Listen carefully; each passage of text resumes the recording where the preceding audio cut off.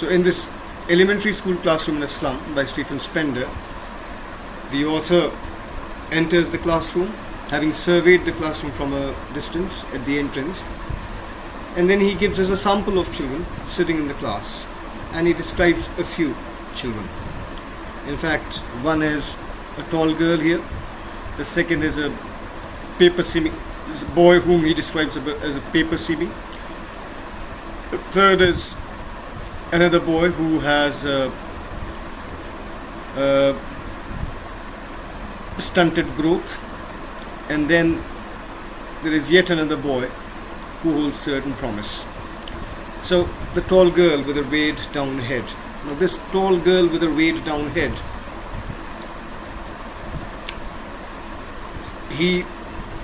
this is what he sees: a tall girl sitting at her desk with her head bowed down on her desk. To him, to the poet, she is a perfect example of a child or a person who has lost all hope, who is hopeless, and an overwhelming sense of insecurity because of abject poverty is what she is a figure of. So seeing completely disillusioned, hopeless, she with no glimmer of hope in near future, she sits in utter dejection and despair. The next boy, and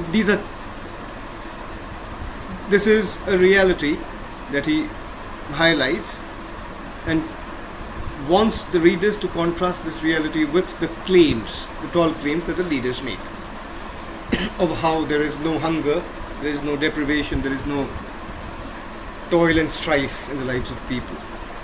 The paper seaming boy with rat's eyes.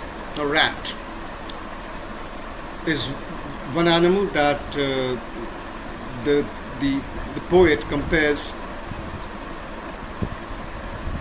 or likens the boy to. Actually, the likeness, the resemblance is between the boy's eyes, who is completely emaciated, very weak. His eyes resemble rat's eyes. Now, why only rat? Only rat because a rat is a secretive animal.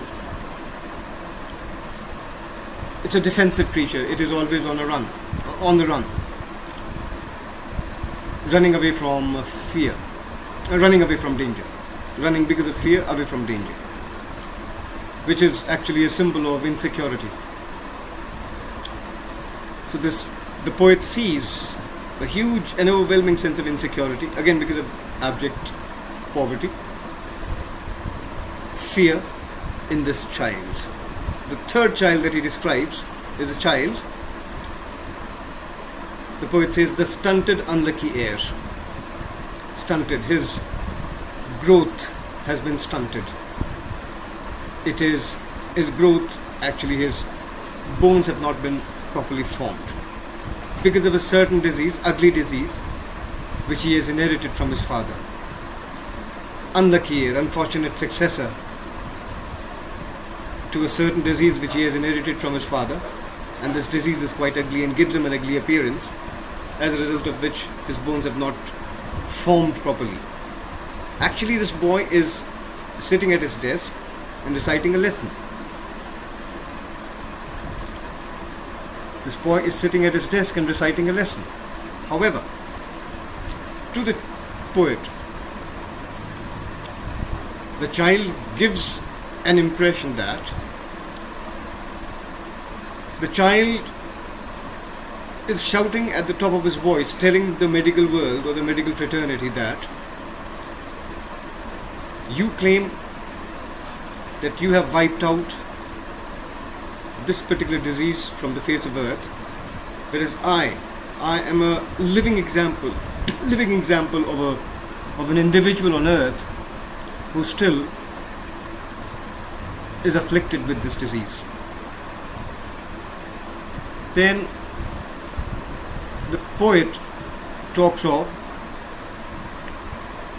one child.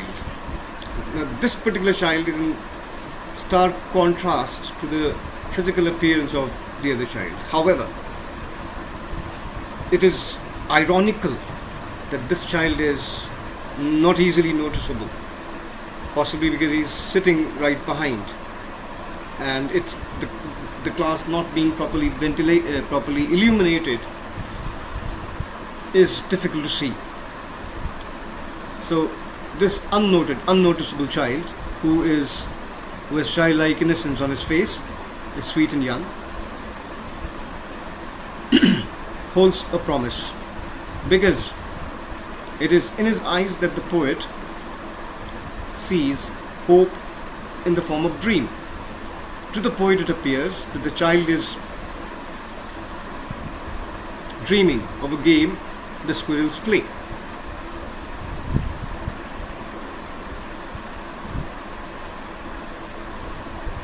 And because this child can dream, and because abject poverty has not been able to crush his ability to dream, therefore this child, this one boy, may yet bring in a change in the lives of all other students sitting in his class. Therefore, the stanza begins on a very pessimistic note, ends on a positive note, that there is yet one individual in the form of a glimmer of hope that things will be better in near future, and that is by way of this boy.